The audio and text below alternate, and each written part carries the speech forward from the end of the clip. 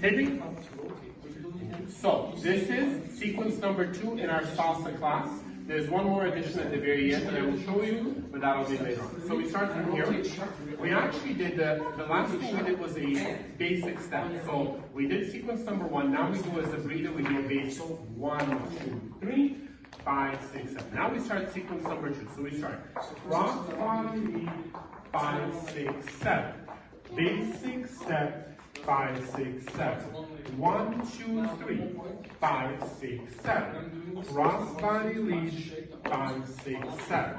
Basic step, 5, 6, 7. Guys, do 1, 2, 3. Ladies, half a turn, 5, 6, 7.